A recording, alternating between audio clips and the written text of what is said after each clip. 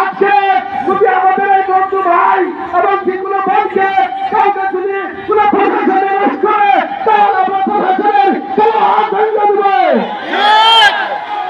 তখন পর্যন্ত আমাদের টাকা আদায় না হবে কেউ সামনে বলবো আমি ভোট দাবি করবো, প্রত্যেকটা জনগণ কৃষি সরকার দাবি করবো আমাদের টাকা দিতে হবে, দিতে হবে। আমাদের কাছে